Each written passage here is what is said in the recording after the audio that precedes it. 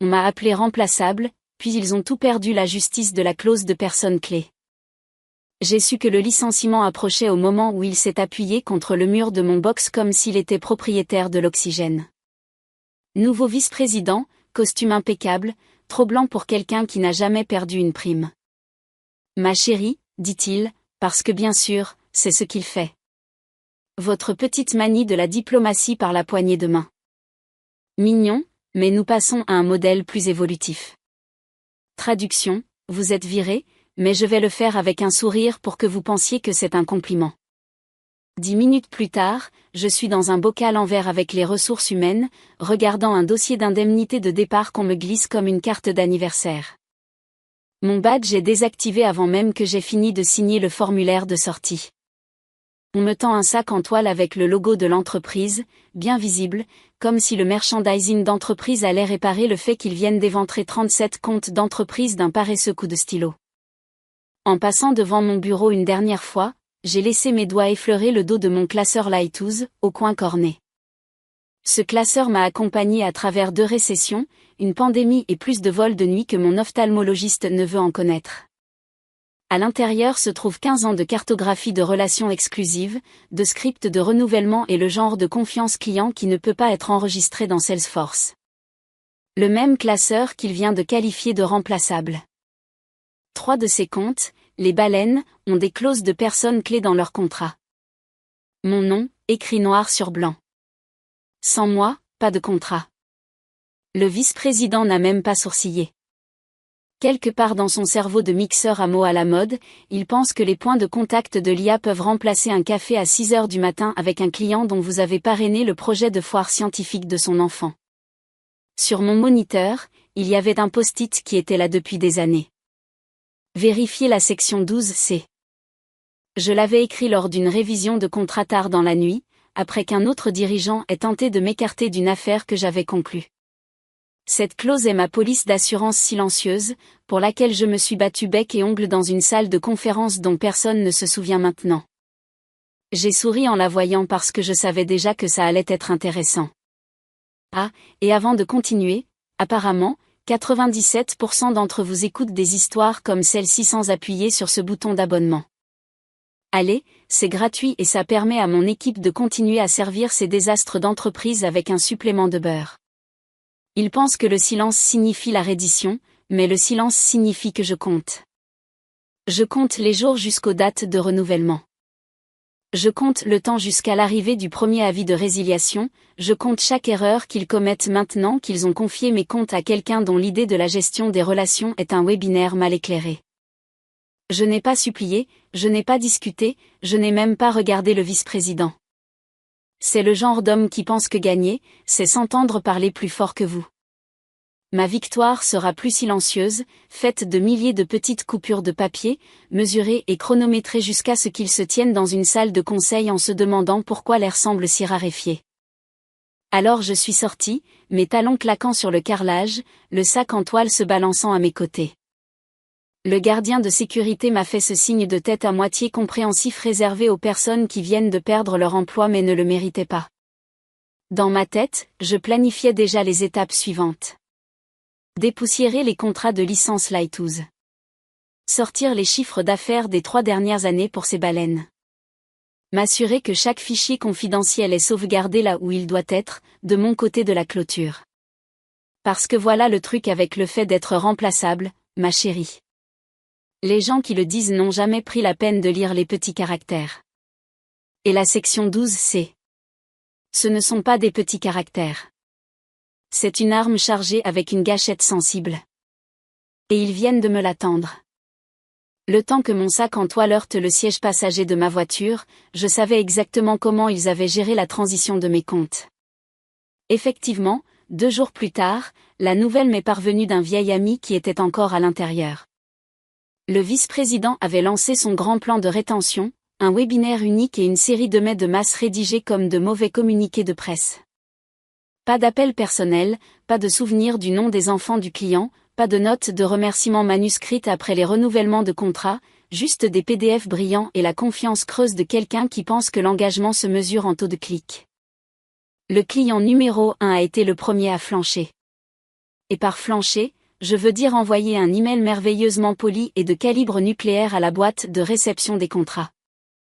Conformément à la section 14.2, en raison du changement de personne clé, nous exerçons notre droit de résilier pour convenance avec effet immédiat. Le genre de phrase que, quand on est dans le métier depuis assez longtemps, on peut entendre lue avec la voix d'un avocat. C'était moins un adieu qu'une notice nécrologique formelle pour la longévité de la carrière du vice-président. Je n'ai pas pu m'en empêcher, j'ai ri. Ce n'était pas exactement un rire de joie, mais plutôt l'humour noir de voir quelqu'un incendier la grange pour tuer une mouche. Ce compte à lui seul valait plus en revenus annuels que le salaire combiné de tout son département. J'avais passé 7 ans à le construire, brique par brique. J'avais pris un vol pour un dîner de dernière minute lorsque le mari de leur directrice des achats était tombé malade. J'avais assisté à un opéra de 3 heures dans une ville que je ne savais pas prononcer juste pour combler le fossé lors d'un renouvellement. Et maintenant, disparu dans le temps qu'il leur a fallu pour cliquer sur envoyer. J'ai donc fait une tarte aux pêches et au bourbon, la recette de ma grand-mère. Quand elle est sortie du four, j'ai écrit « Le coup des affaires » avec de la crème fouettée sur le dessus et j'ai pris une photo. J'ai failli l'envoyer à son bureau, mais j'ai décidé que la blague était meilleure laissée dans ma cuisine. La partie qui les ferait s'étouffer s'ils le savaient. Ces clauses de personnes clés n'étaient pas un cadeau que l'entreprise avait inventé. J'ai négocié chacune d'entre elles moi-même. Parfois en entraînant le service juridique dans des appels qu'ils détestaient. Parfois en attendant que le service des achats cède. Elles sont rares dans les contrats d'entreprise pour une raison. Les entreprises n'aiment pas être menottées à un être humain réel. Mais mes baleines y ont insisté parce qu'elles savaient que ce qu'elles achetaient, ce n'était pas seulement un service. C'était moi. Autrefois, je gardais les dates de renouvellement écrites sur un calendrier mural dans mon box, entouré d'un épais charpie rouge. C'était en partie un talisman, en partie un repère. Ce calendrier est maintenant accroché dans mon bureau à domicile, et je peux voir exactement ce qui est sur le point de se produire, en grosses lettres arrondies. Client numéro 2, avis de renouvellement dû dans 9 jours. Client numéro 3, dans 15. Je n'ai même pas besoin de les appeler. L'horloge tourne gratuitement. Je pouvais presque imaginer le vice-président dans son bureau d'angle, faisant pivoter sa chaise ergonomique vers la fenêtre tout en expliquant au PDG qu'un certain roulement est normal pendant les transitions de direction. C'est ce que les amateurs appellent perdre un client qu'on croyait captif. Les professionnels comme moi appellent ça une lente hémorragie. Et ce n'était que la première goutte. Ce soir-là, j'ai ouvert mes vieux dossiers et j'ai relu les clauses. Propres, précises, hermétiques. Je les avais rédigées pour survivre. Pas seulement à une mauvaise direction, mais à une direction trop arrogante pour savoir quel était le problème. Les baleines n'avaient pas besoin que je les contacte. Elles connaissaient la procédure. Mon départ n'était pas un contretemps. C'était un déclencheur. 3 jours plus tard, mon téléphone personnel a vibré avec un numéro que je ne reconnaissais pas. Quand j'ai répondu, j'ai entendu une voix familière, chaleureuse, mesurée et chargée de sous-entendus. « Salut, j'appelais juste pour prendre de tes nouvelles. Tu vas bien ?» Le genre de question qui ne concernait pas du tout ma santé. Il tâtait le terrain, mais poliment, pour voir si j'étais disponible. J'ai souri au combiné. L'hémorragie avait commencé, et il n'y a rien que la direction déteste plus que de réaliser que la blessure ne va pas coaguler. Il n'a pas fallu longtemps pour que le silence devienne quelque chose qu'on pouvait presque entendre bourdonner, comme l'air avant un orage. 9 jours après le départ du client numéro 1, le client numéro 2 a envoyé son propre adieu formel. Sans émotion, sans fioriture. Conformément à la section 11b, nous résilions avec effet immédiat en raison du changement de personne clé. Ils n'ont même pas pris la peine de demander le plan de transition parce qu'ils savaient qu'il n'y en avait pas. Ce compte avait été mon bébé depuis que l'encre de son premier contrat avait séché. J'avais réussi à faire renouveler leur directeur financier pendant la récession de 2009 en lui envoyant une caisse de bourbon et les mêmes cigares qu'il avait fumés à son mariage. Maintenant, toute l'affaire s'est évaporée dans l'éther juridique d'un simple clic de souris. Le client numéro 3 n'a pas attendu sa date de renouvellement. 4 jours plus tard, son avis de résiliation a atterri dans la boîte de réception du service juridique avec un horodatage si proche de l'heure du déjeuner que je pouvais imaginer l'assistant juridique le lire en mangeant un sandwich à la dinde. La même raison citée, le même bloc de signature.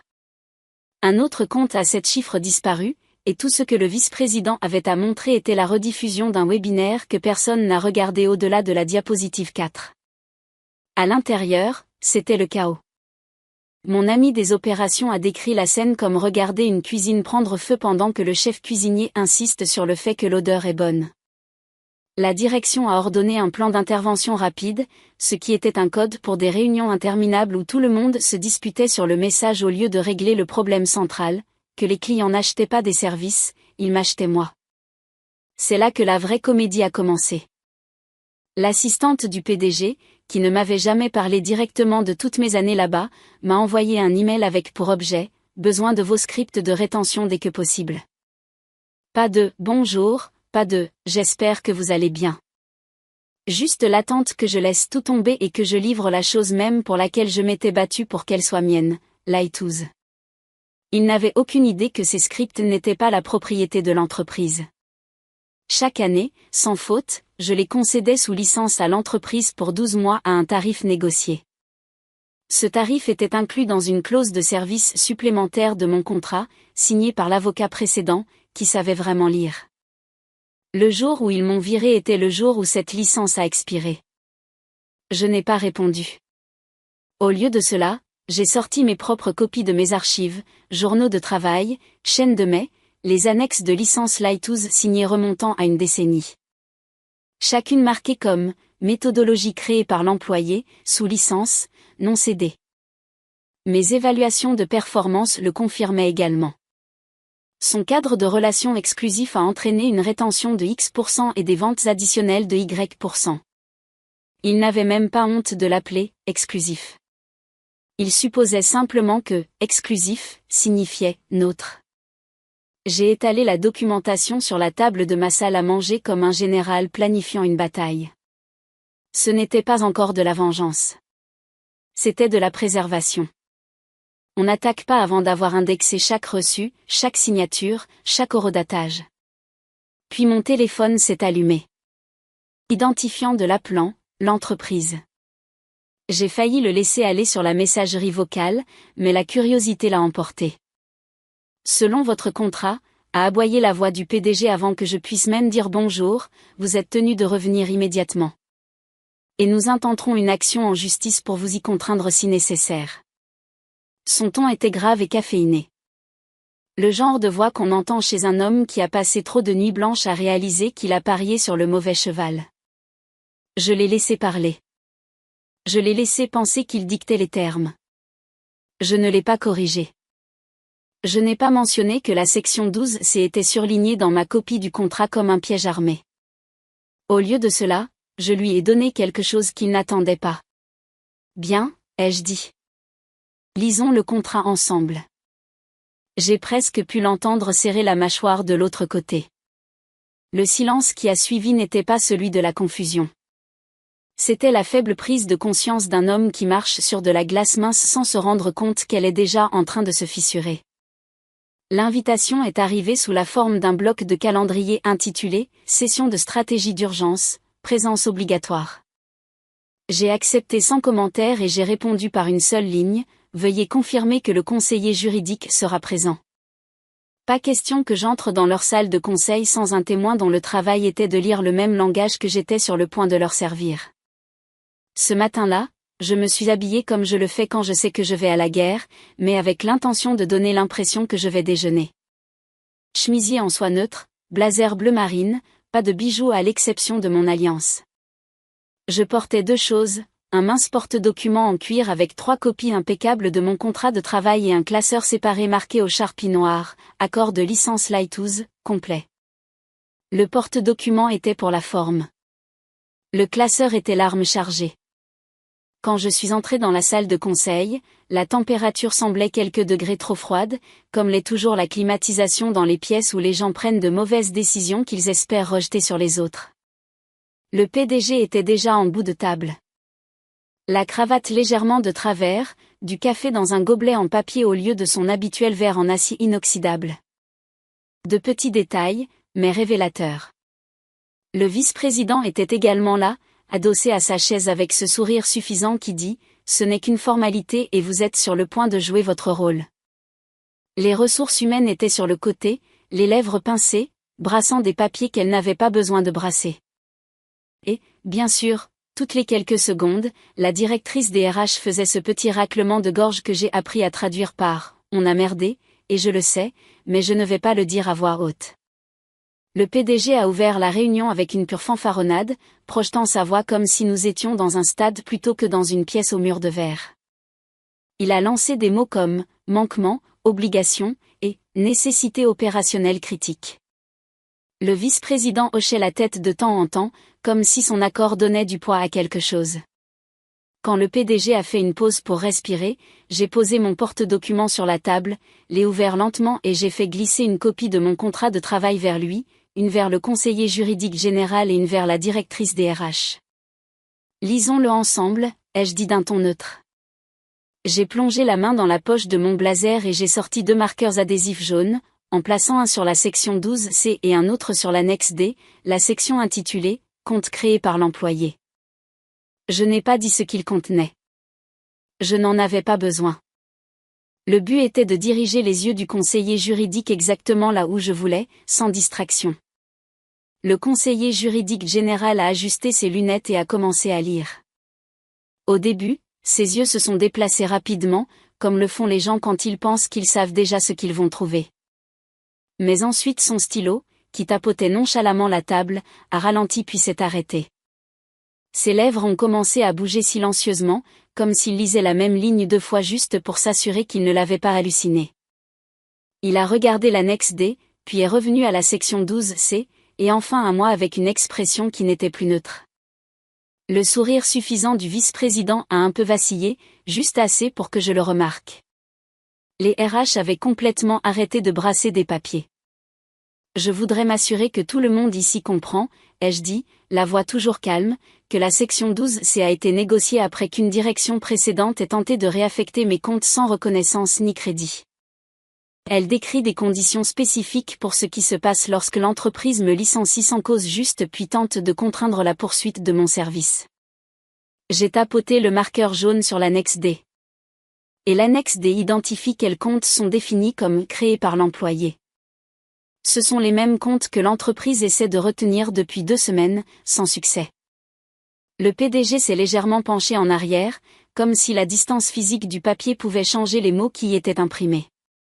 Le conseiller juridique général a continué à lire, plus lentement maintenant, comme si chaque phrase pesait plus lourd que la précédente. Et derrière ses lunettes, je l'ai vu. L'orage qui se préparait, le moment où un avocat réalise que le client qu'il pensait avoir le contrôle vient de tomber dans son propre piège. Je ne l'ai pas pressé. Les orages sont plus puissants lorsqu'ils ont de l'espace pour prendre de la force. Le conseiller juridique général a finalement posé son stylo, aplatissant sa paume sur la section 12, c'est comme pour la maintenir en place, pour empêcher les mots de s'échapper de la page. Sa voix était plus lente maintenant, délibérée, alors qu'il lisait à haute voix pour la salle, en cas de licenciement sans cause juste, 1. La non-concurrence et la non-sollicitation sont dissoutes en ce qui concerne les comptes créés par l'employé. 2. Toute tentative de contraindre le service déclenche un rachat obligatoire équivalent à 2,5 fois les revenus des 12 derniers mois de ses comptes. 3. L'utilisation continue des matériaux de l'iTools après le licenciement sans licence constitue une violation délibérée avec transfert des honoraires. Il s'est arrêté, a de nouveau ajusté ses lunettes et l'a relu en silence une fois de plus. Je pouvais voir la forme de la prise de conscience se dessiner sur son visage. D'abord la curiosité, puis l'incrédulité, et enfin cette compréhension calme et résignée des avocats quand ils savent que l'autre partie n'a pas seulement un atout dans sa manche. Elle a tout le jeu. Pour moi, l'émotion n'était pas de la jubilation. C'était une justification mêlée à quelque chose de plus triste. Je n'avais pas écrit cette clause parce que je voulais une guerre. Je l'avais écrite parce qu'une fois, des années auparavant, un autre vice-président avait tenté de me prendre mes comptes pour les donner à son partenaire de golf. Et la seule chose qui l'avait arrêté, c'est que j'avais refusé de signer mon renouvellement sans une exception. Je m'étais battu pour ces mots comme on se bat pour conserver son propre nom. Tout ce que j'avais toujours voulu, c'était du crédit, la reconnaissance du fait que mes comptes n'étaient pas seulement des actifs de l'entreprise. C'étaient des relations que j'avais cultivées, protégées et pour lesquelles j'avais saigné.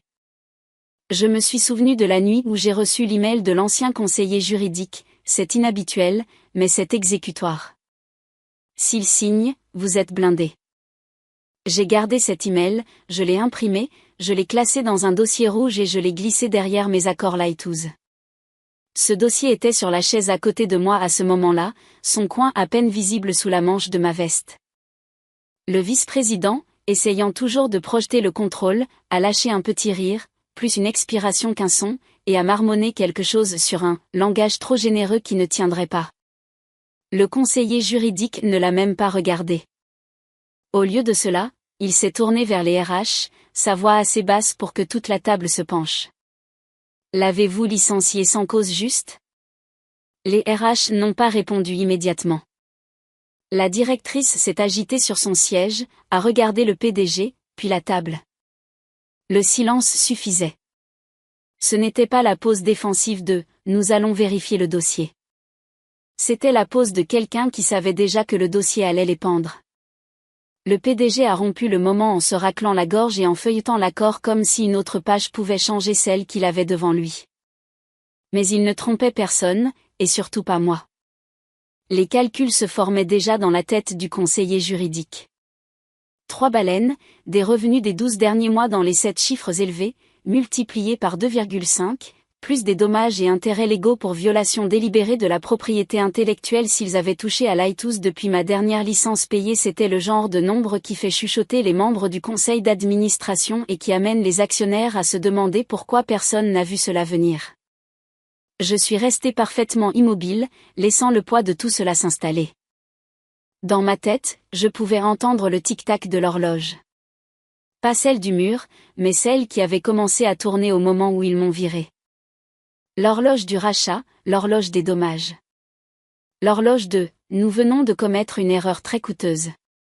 Le vice-président m'a de nouveau regardé, cherchant peut-être un signe que j'allais vaciller, mais je ne l'ai pas fait. Je n'étais pas là pour supplier qu'on me rende mon travail ou pour échanger des insultes. J'étais là pour les regarder lire leur propre signature et réaliser exactement à quoi ils s'étaient engagés. Et maintenant, ils l'avaient fait. La salle est restée silencieuse pendant un instant trop long. Le genre de pause où tout le monde essaie de savoir qui parlera le prochain sans admettre que ce sont eux qui ont des ennuis. Finalement, le conseiller juridique général a rompu le silence avec une seule instruction aux finances. Sortez les revenus des 12 derniers mois des 3 comptes créés par l'employé listé dans l'annexe D. Maintenant. Un jeune analyste en costume bleu marine s'est glissé hors de la salle de conseil, son ordinateur portable déjà ouvert, se déplaçant comme quelqu'un qui savait que ce n'était pas juste un travail de remplissage. C'était une grenade dégoupillée. 10 minutes plus tard, il était de retour, pâle et les lèvres pincées, chuchotant les chiffres au directeur financier, qui n'a même pas essayé de cacher l'affaissement de ses épaules. Le total a été annoncé comme une confession. Un flux de revenus à 7 chiffres élevés multiplié par 2,5 selon la section 12C. Le chiffre du rachat n'a pas seulement atterri. Il a écrasé l'air de la pièce. On pouvait presque entendre les rouages tourner dans leur tête, convertissant ce chiffre en trimestre de bénéfices détruits et en primes de direction disparues avant qu'ils ne puissent se regrouper. Les opérations ont empiré les choses. Oui, nous avons utilisé vos scripts Lighthouse la semaine dernière, a dit un responsable avec hésitation, comme un enfant qui avoue avoir cassé une fenêtre mais pensait que ça ne se remarquerait peut-être pas. Toutes les têtes se sont tournées vers moi. J'ai plongé la main dans mon classeur et j'ai fait glisser un document d'une seule page sur la table, l'accord de licence Lighthouse le plus récent, indiquant clairement la date d'expiration, le jour même de mon licenciement. Pas de facture de renouvellement payée, pas de prolongation signée, ce qui signifiait que chaque utilisation depuis lors n'était pas seulement un manquement. C'était une violation délibérée.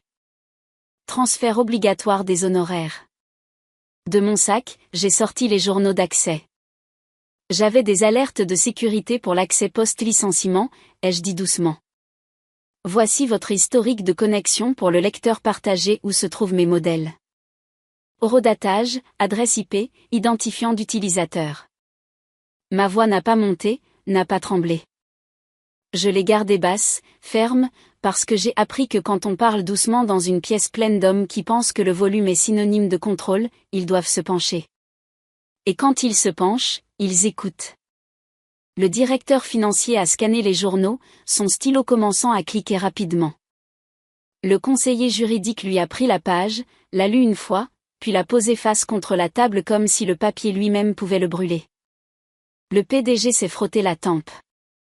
Le vice-président n'avait toujours pas dit un mot, mais le sourire suffisant avait disparu depuis longtemps, remplacé par le regard vide de quelqu'un qui essaie de se souvenir comment fonctionne le jeu quand toutes les pièces sont soudainement contre lui.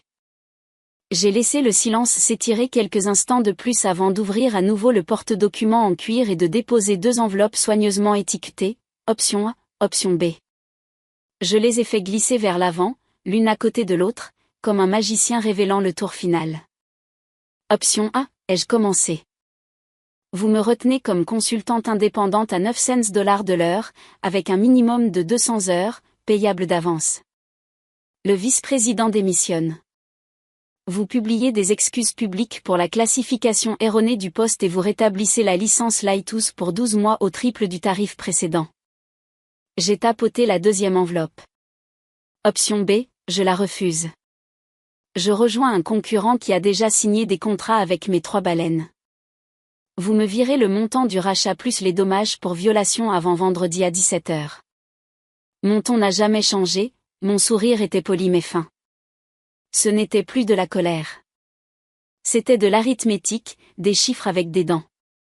Et maintenant, il savait exactement à quel point ses dents pouvaient mordre. J'ai posé le bout de mes doigts légèrement sur les 2 enveloppes entre nous, comme un joueur de cartes survole une main gagnante. Vous pouvez les ouvrir maintenant ou vous pouvez les ouvrir plus tard, ai-je dit d'un ton neutre. Mais l'horloge tourne de toute façon. L'option A, imprimée en puce nette, leur laissait une voie de sortie étroite.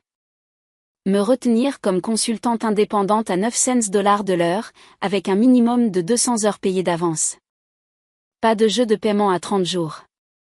La démission du vice-président avec effet immédiat, a annoncé avec le même mémo interne enjoué qu'ils avaient utilisé pour lui souhaiter la bienvenue. Des excuses publiques pour la classification erronée du poste qui se lirait comme un article sur l'humilité d'entreprise, mais qui servirait d'avertissement à quiconque penserait pouvoir me surpasser. Et ma préférée, le rétablissement immédiat de la licence Lighthouse pour 12 mois au triple du tarif précédent. Facture aujourd'hui, payable aujourd'hui. L'option B était plus propre, plus sanglante. Je traverse la rue directement pour rejoindre le rival qui a déjà signé des contrats avec mes 3 baleines. Ils les ont signés, scellés et datés. Je redeviens la personne clé désignée. Le montant du rachat de la section 12 c'est plus les frais pour violation délibérée virés avant vendredi à 17 h. Pas de négociation, pas de prolongation, pas de seconde chance. J'ai fait glisser les enveloppes vers l'avant, assez près pour que les membres du conseil puissent voir les étiquettes. Je ne les ai pas ouvertes, je n'en avais pas besoin.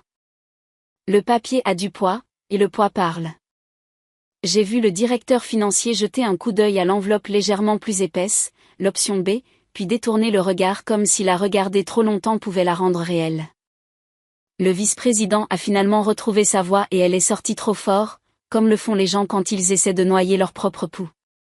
C'est du chantage, a-t-il aboyé, se gonflant sur sa chaise.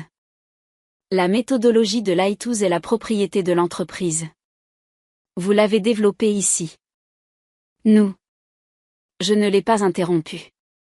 J'ai simplement penché la tête et je l'ai regardé comme on regarde un chien qui aboie après son propre reflet. Puis je me suis tourné lentement vers le conseiller juridique, parce que je n'avais pas besoin de répondre, pas quand quelqu'un d'autre pouvait le faire pour moi. Le conseiller juridique n'a même pas regardé le vice-président. Il a pris mon contrat, a tourné à l'annexe D. Il a lu à voix haute, méthodologie exclusive de Lighthouse, sous licence annuelle par accord mutuel. La propriété reste avec la titulaire du compte créé par l'employé. Il a posé la page, a regardé directement le vice-président et a dit « Ce n'est pas à vous ». Les mots sont tombés comme un marteau. Le vice-président a recommencé à parler, mais le conseiller juridique l'a coupé, et continué à utiliser ces matériaux sans licence en vigueur. Il a laissé la phrase en suspens, a ajusté ses lunettes et m'a regardé. Avez-vous les journaux d'accès?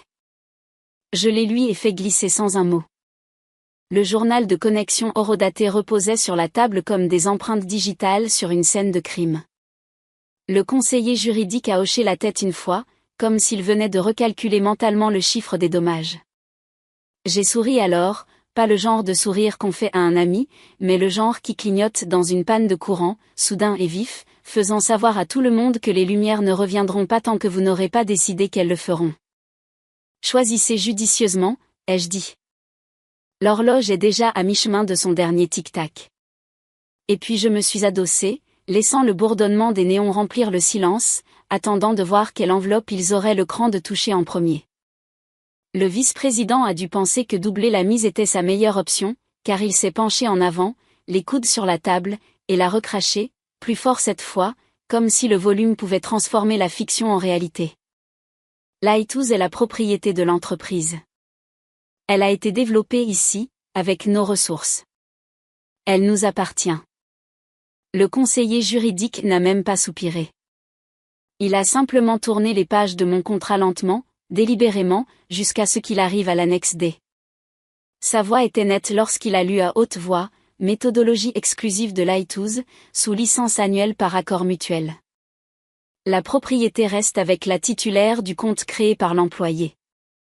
Il a fermé le dossier d'un coup sec et silencieux, et a regardé le vice-président comme un enseignant regarde un enfant qui vient de rater un examen pour lequel il avait les réponses depuis des semaines. La main du PDG tremblait maintenant, non pas de colère, mais de quelque chose de pire, la prise de conscience. Les RH, toujours collés à leur chaise, ont parlé si bas que je l'ai à peine entendu. Nous avons réutilisé vos scripts.